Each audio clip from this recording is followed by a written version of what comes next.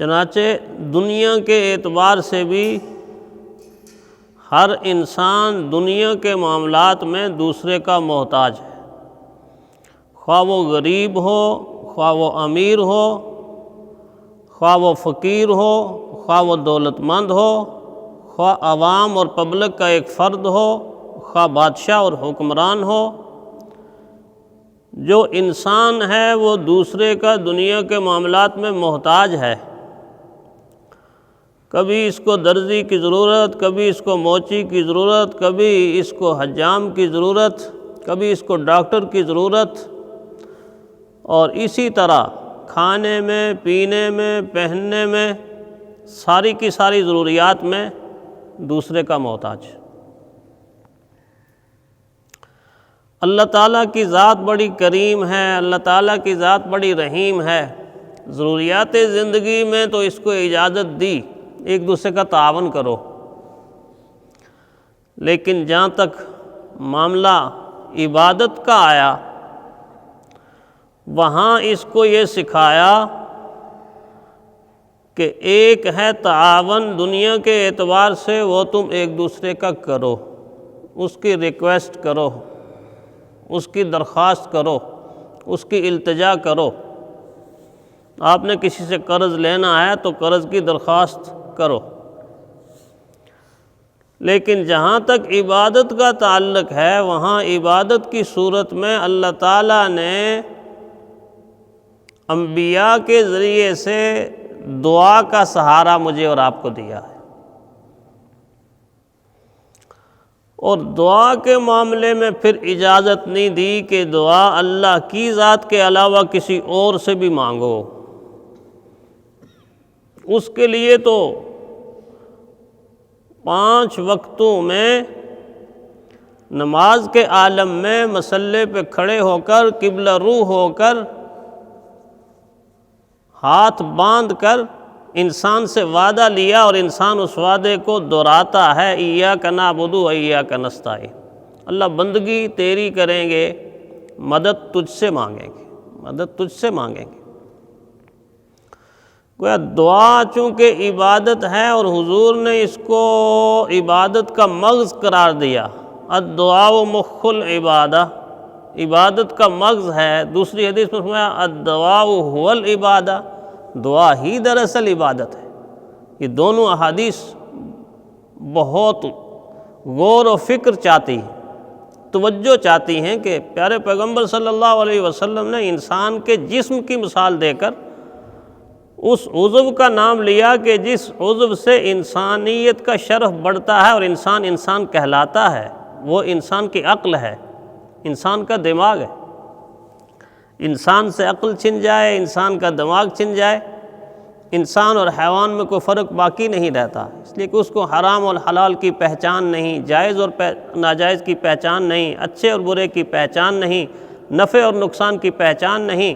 دماغ کے علاوہ، عقل کے علاوہ انسان کر کیا سکتا ہے؟ اس لیے پیارے پیغمبر صلی اللہ علیہ وسلم نے دعا کی اہمیت کو ظاہر کرنے کے لیے یہ جملہ پیارا فرمایا، الدعاء مخ العبادہ، دعا عبادت کا مغز۔ الدعاء هو العبادہ، لوگو دعا ہی تو عبادت ہے، دعا ہی تو عبادت ہے۔ اس لیے امام رازی رحمہ اللہ نے فرمایا کہ تمام کبار علماء کے نزدیک عبادات میں سے سب سے اونچا مقام دعا کا مقام ہے، سب سے اونچا مقام دعا کا مقام ہے۔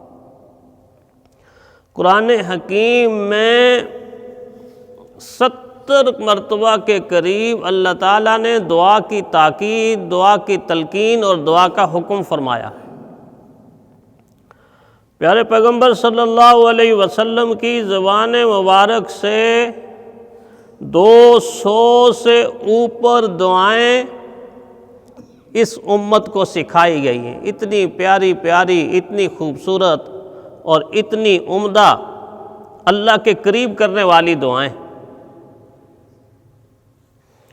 اور اسی طرح انبیاء کرام کی معصوم زبانوں سے مانگی گئی دعاؤں کا تذکرہ قرآن حکیم میں کیا۔ دعا کے لیے اکثر جمع کا صیغہ استعمال کیا کہ صرف اپنے لیے نہیں، دوسروں کے لیے بھی۔ ربنا ربنا ربنا، قرآن حکیم میں ربنا ربنا ربنا 111 مرتبہ اللہ تعالیٰ نے اس پیارے انداز کے ساتھ دعا سکھائی، اپنے آپ کو پکارنا سکھایا۔ اور پھر دعا کی اہمیت کے پیش نظر دعا کی قبولیت کے مقامات، دعا کی قبولیت کے اوقات، اور کون کون وہ لوگ ہیں کہ جن کی دعاؤں کو اللہ رد نہیں فرماتے، دین نے یہ بھی بتایا۔ ویسے تو ہر جگہ دعا قبول ہوتی ہے، آپ بازار میں مانگیں، گھر میں مانگیں، باہر مانگیں، خلوت میں مانگیں، جلوت میں مانگیں۔ اتنی آسان عبادت ہے کہ اس عبادت پر پابندی نہیں لگائی کہ وہاں جا کر مانگو گے تو تبھی قبول ہوگی، پابندی نہیں ہے۔ آسان عبادات میں سے سب سے آسان عبادت دعا ہے۔ آپ کھڑے ہیں مانگیں، بیٹھے ہیں مانگیں، لیٹے ہیں مانگیں، چل رہے ہیں مانگیں، بھاگ رہے ہیں مانگیں، آپ تجارت کر رہے ہیں مانگیں، ہر وقت دعا، ہر وقت دعا، ہر وقت دعا۔ وضو ہے تب بھی مانگیں، وضو نہیں تب بھی مانگیں، اتنی آسان عبادت۔ لیکن کچھ مقامات ایسے ہیں کہ جن میں اللہ تعالیٰ دعا جلدی قبول کرتے ہیں، اور ان مقامات کی مانگی ہوئی دعا اللہ رد نہیں کرتے، جائز دعا۔ جس طرح حج کے موقع کے اوپر اللہ تعالیٰ نے دین کے ذریعے سے، پیغمبر صلی اللہ علیہ وسلم کے ذریعے سے مجھے اور آپ کو بتایا کہ جب پہلی نظر بیت اللہ پر پڑتی ہے اور مومن دل سے جو دعا کرتا ہے اللہ اس کو قبول کر لیتے۔ بیت اللہ کو دیکھ کر دعا کرنے سے اللہ جل شانہ اس کی دعا کو قبول کرتے ہیں۔ مقام ابراہیم پہ دعا قبول ہوتی ہے، پھر فرمایا مینا کے اندر دعا قبول ہوتی ہے، مزدلفہ کے اندر دعا قبول ہوتی ہے، عرفات کے اندر دعا قبول ہوتی ہے، صفا کی پہاڑی کے اوپر دعا قبول ہوتی ہے، مروہ کی پہاڑی کے اوپر دعا قبول ہوتی ہے، مقام ابراہیم پہ دعا قبول ہوتی ہے۔ یہ سارے کے سارے مقامات بتائے، اور اس سے ہٹ کر پوری دنیا میں اللہ کے گھر جہاں آپ حاضر ہوئے ہیں، مساجد کے اندر اللہ کی مسلسل رحمتیں برستی ہیں، مسلسل رحمتیں برستی ہیں، تو مساجد کے اندر بھی اللہ تعالیٰ دعا کو قبول فرماتا ہے۔ مقامات بتائے، اوقات بتائے، فرمایا عصر کی نماز سے مغرب کی نماز تک کا وقت دعا کی قبولیت کا وقت ہے، مغرب کی نماز کے فوراً بعد کا وقت دعا کی قبولیت کا وقت ہے۔ آذان ہو گئی، آذان مکمل کرنے کے بعد درود شریف اور اس کے ساتھ دعا قبولیت کا وقت ہے۔ جمعہ کا سارا دن دعا کی قبولیت کا وقت ہے۔ پھر جمعہ میں ایک گھڑی، خاص کر جو دو خطبوں کے درمیان چند سیکنڈ کا وقفہ ہوتا ہے، دل میں کوئی دعا مانگے، قبولیت کا وقت ہے۔ لیلۃ القدر کی ساری رات قبولیت کا وقت ہے۔ اسی طرح عیدین کی راتیں قبولیت کا وقت ہے۔ یہ اوقات بتائے۔ پھر فرمایا کچھ لوگ ایسے ہیں کہ جن کی دعاؤں کو اللہ رد نہیں کرتا۔ فرمایا روزہ دار کی دعا کو اللہ رد نہیں کرتا، اور عادل حکمران کی دعا کو اللہ رد نہیں کرتا، مظلوم کی دعا کو اللہ رد نہیں کرتا، مریض کی دعا کو اللہ رد نہیں کرتا، اور بیمار مریض کی دعا کو اللہ رد نہیں کرتا، اس کو دعا دی بھی جائے، اس سے دعا لی بھی جائے۔ اور یہ عام حالت کے اندر دعا دیں اور دعا لیں، اور دعا لینے کا بہترین طریقہ خدمت ہے۔ آپ پیاس کی شدت میں کسی آدمی کو دیکھیں اور اس کو ایک گلاس ٹھنڈا بھر کے پانی کا دے دیں، وہ جب پیے گا تو آپ کے کہنے کی ضرورت نہیں پڑے گی کہ میرے لیے دعا کرنا۔ جب اس کے دل کے اندر ٹھنڈک محسوس ہوگی تو خود اس کی زبان سے نکلے گا کہ اللہ تعالیٰ تجھے عافیت عطا فرمائے، اللہ تعالیٰ تجھے خوشیاں عطا فرمائے، دل کے اندر سے دعا۔ پھر ایسی دعا کہ انسان کا ایڑی سے لے کے چوٹی تک تمام بدن اللہ کی طرف متوجہ ہو، اللہ کی طرف متوجہ ہو، یہ یقین ہو کہ عطا کرنے والی ذات، دینے والی ذات اللہ کی ذات ہے، امام زین العابدین رحمہ اللہ مسجد نبوی کے اندر حاضر ہیں، مسجد نبوی کے اندر عبادت کر رہے، اور وقت کا حکمران آیا، اس نے دیکھا، امام کا چہرہ دیکھا، سراپا دیکھا، پہچانا۔ اور دنیا کا دستور تو یہ ہے کہ دنیا والے حکمرانوں سے درخواستیں اور التجائیں کرتے ہیں۔ یہاں حکمران درخواست کر رہا ہے، التجا کر رہا ہے، گزارش کر رہا ہے کہ حضرت کچھ مجھے آپ فرمائیں، میں آپ کی خدمت کرنا چاہتا ہوں، مجھے آپ فرمائیں، میں آپ کی خدمت کرنا چاہتا ہوں۔ امام زین العابدین رحمہ اللہ نے فرمایا، اللہ کے گھر میں بیٹھ کر اللہ کے علاوہ کسی اور سے مانگوں مجھے شرم آتی ہے، مجھے حیا آتی ہے، مجھے شرم آتی ہے، مجھے حیا آتی ہے کہ اللہ جل شانہ کے گھر میں بیٹھ کر اللہ کے علاوہ کسی اور سے مانگوں، یہ نہیں ہو سکتا۔ خاموش کر دیا۔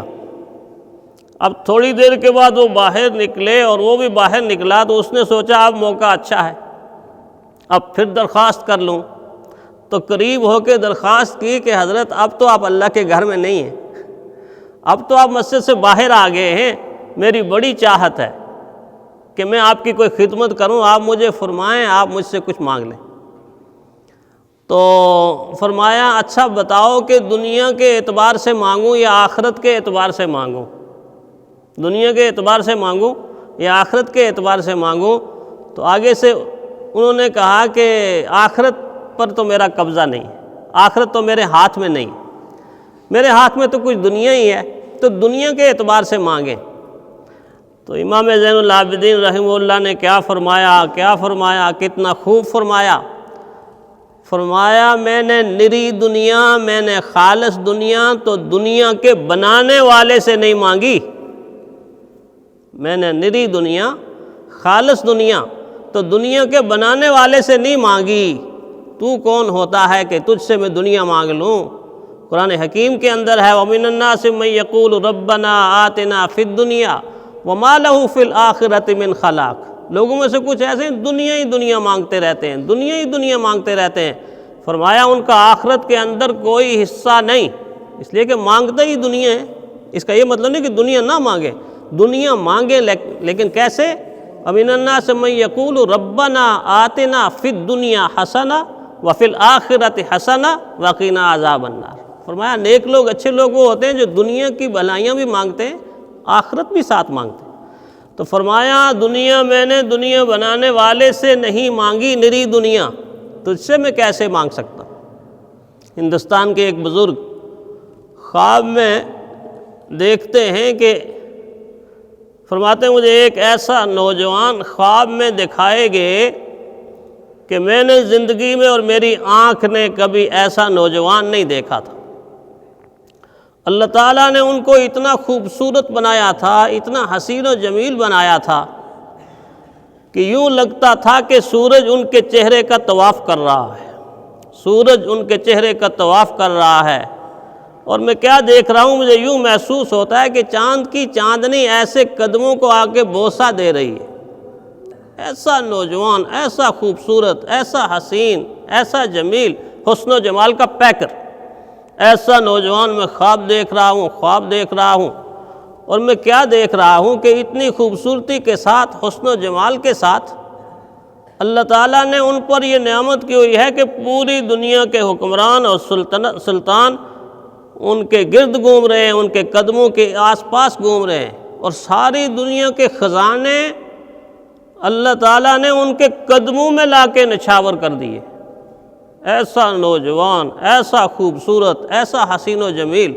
فرمایا جب یہ سارا منظر میں نے دیکھا تو میرے دل کے اندر ایک خیال پیدا ہوا اور دماغ میں ایک بات آئی کہ اتنا انعامات اور اتنا کرامات اور اتنی عظمتوں والا نوجوان ہے، تو میں آگے بڑھ کے کچھ نہ کچھ اس سے سوال کر لوں۔ بس یہ خیال آیا، ذہن کے اندر ایک بات آئی، تو میری خواب کا اگلا حصہ شروع ہو گیا۔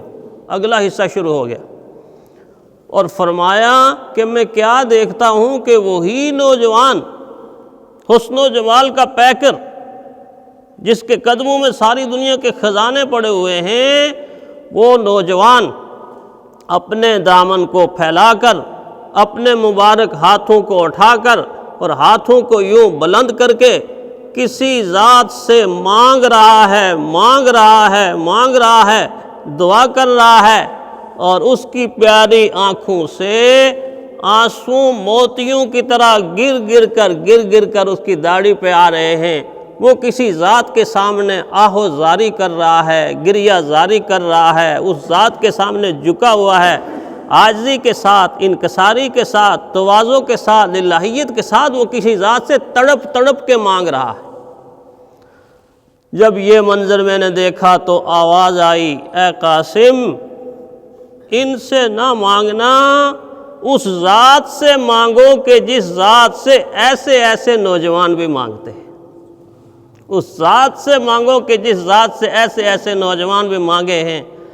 تو اس ذات سے مانگ کے جس ذات سے آدم نے مانگا، نوح نے مانگا، شیس نے مانگا، ادریس نے مانگا، ابراہیم نے مانگا، اسماعیل نے مانگا، اسحاق نے مانگا، یعقوب نے مانگا، یوسف نے مانگا، یونس نے مانگا، داؤد نے مانگا، موسیٰ نے مانگا، عیسیٰ نے مانگا، 1,24,000 کم و بیش انبیاء نے مانگا، اولیاء نے مانگا، صلحاء نے مانگا، اتقیاء نے مانگا، مانگتے رہے لوگ، آج بھی مانگ رہے ہیں، قیامت تک مانگتے رہے۔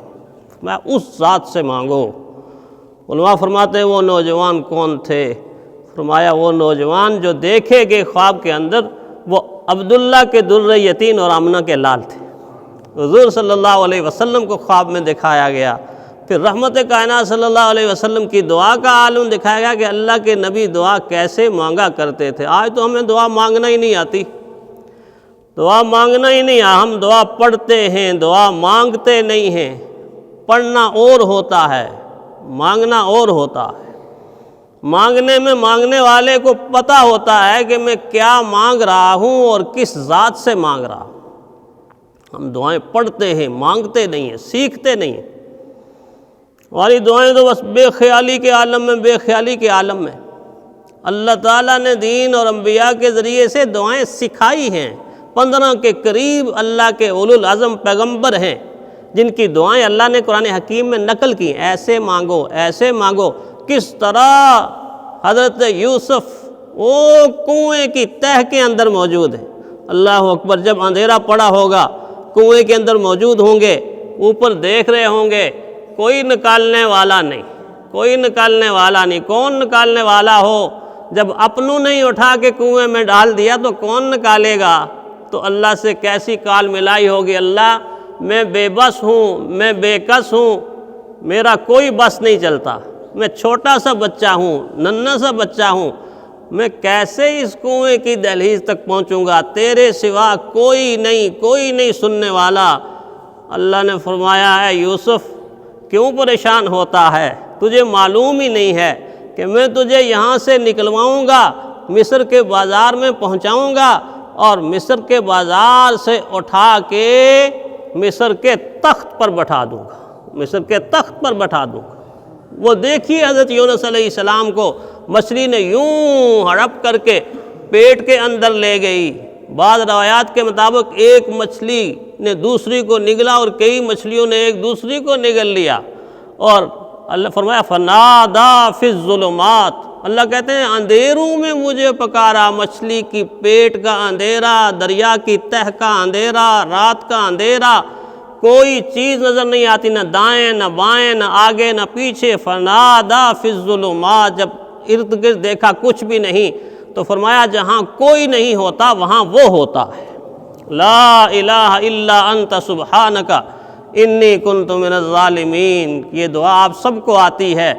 جب اللہ نے سنی اور پورے سمندر میں گونجی، علماء لکھتے ہیں کہ جب ان کی زبان سے یہ دعا نکلی تو کوئی مچھلی ایسی نہیں تھی کہ جس مچھلی کی فطرت کی زبان پر یہ دعا جاری نہ ہوئی۔ کیا ماحول بنا ہوگا سمندر کا، موجوں کا، تلاطم کا۔ لا الہ الا انت سبحانک انی کنت من الظالمین۔ اللہ نے فرمایا آپ نے مانگ لیا، اور اب دیکھ میں ان اندھیروں سے تجھے روشنی کی طرف کیسے لاتا ہوں، اسی لیے دین نے منع فرمایا کہ جب مصیبت کے وقت اللہ کو پکارو تو آسانی کے وقت بھی اللہ ہی کو پکارو۔ فرمایا یہ شرک کرنے والوں کا طریقہ ہے کہ سمندر میں جب پھنس جائیں، کشتی ڈولنا شروع ہو جائے اور موجیں اٹھنا شروع ہو جائیں تو کہتے ہیں اللہ تیرے سوا کوئی نہیں۔ فَإِذَا رَكِبُوا فِي الْفُلْكِ دَعَوُا اللَّهَ مُخْلِصِينَ لَهُ الدِّينَ، قرآن کہتا ہے جب کشتی ڈولنا شروع ہو جاتی ہے، سمندر کی موجوں کے حوالے ہو جاتی ہے، اور اس وقت دَعَوُا اللَّهَ مُخْلِصِينَ لَهُ الدِّينَ، دل کے اندر سے کہتے ہیں اللہ تیرے سوا بچانے والا کوئی نہیں، بچانے والا کوئی نہیں، لیکن اللہ جل شانہ کی ذات شکوہ کرتی ہے۔ فَلَمَّا نَجَّاهُمْ إِلَى الْبَرِّ إِذَا هُمْ يُشْرِكُونَ، جب ان کو میں وہاں سے اٹھا کے کنارے پہ لگاتا ہوں تو کنارے پہ آ کے پھر کہتے ہیں فلاں بھی تھا، فلاں بھی تھا، فلاں بھی تھا، وہ بت بھی تھا، وہ بھی تھا، وہ بھی تھا، اس نے ہمیں بچا لیا۔ فرمایا جس نے سمندر سے بچایا ہے وہ زندگی بھر تمہیں بچانے والی ذات ہے۔ قریب وہ ہے، نحن اقرب الیہ من حبل الورید، وہ تمہاری شارک سے بھی زیادہ قریب ہے۔ بار بار تلقین مجھ سے مانگو، مجھ سے مانگو، مجھ سے مانگو، اور پھر مانگنے کا طریقہ اور سلیقہ بھی سکھایا، کیا مانگنا ہے وہ بھی سکھایا۔ فرمایا اللہ جل شانہ کی ایک سنت ہے، اس سنت سے ہٹ کے دعا نہ مانگو۔ اللہ کی سنت کیا ہے؟ اللہ تعالیٰ شادی اور نکاح کے بعد اولاد دیتا ہے، شادی اور نکاح کے بعد اللہ سے دعا مانگے اللہ اولاد دیتا ہے۔ ایک نوجوان کا آتا ہے نا اپنے پیر صاحب کے پاس جا کے، حضرت دعا کر دیں مجھے اولاد مل جائے۔ حضرت نے دعا فرمائی، کچھ عرصہ کہتا رہا، کچھ عرصے کے بعد حضرت نے پوچھا بیٹا شادی کو کتنا عرصہ ہو گیا؟ تو آگے سے کہتا ہے حضرت شادی کی ہوتی تو آپ کے پاس اولاد لینے کے لیے آتا، شادی کی ہوتی تو آپ کے پاس اولاد لینے کے لیے آتا۔ حضرت نے ڈانٹا، فرمایا اللہ کی سنت کے خلاف دعا کروا رہے ہو، اللہ جل شانہ تو یہ طریقہ سمجھانے پہلے شادی کرو پھر دعا کرو، فرمایا جاؤ پہلے نکاح کرو اس کے بعد مانگو اللہ سے، میں بھی مانگوں گا، اللہ دینے والے۔ اللہ کی سنت سے ہٹ کر اللہ دعا قبول نہیں کرتے۔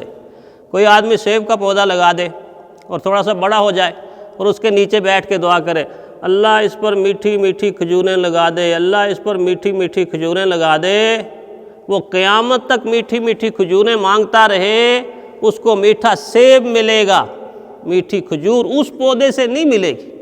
اللہ قادر ہے کہ اللہ سیب کے درخت کے اوپر کھجور لگا دے، قادر ہے، مگر ایسا کرے گا نہیں، اس لیے کہ اللہ کا دستور یہ ہے کہ جس فصل کا پودا ہوتا ہے وہی فصل اس پہ لگاتا ہے، وہی فصل اس پہ لگاتا ہے۔ تو گویا الفاظ بھی وہ ہوں اور طریقہ بھی وہ جو دین نے سکھایا۔ ایسا طریقہ نہ ہو کہ الفاظ اوٹ پٹنگ ہوں، بعض سوچنے کے بغیر ہی لوگ دعا مانگنا شروع کر دیں۔ کہتے ہیں ایک آدمی دعا کرتا تھا، قحط سالی جب ہوتی ہے تو لوگ دعا مانگتے ہیں، اور بنی اسرائیل میں جب قحط سالی پڑی تو دعا کے لیے نکل کے رو رو کے لوگ دعا کر رہے ہیں، رو رو کے لوگ دعا کر رہے ہیں۔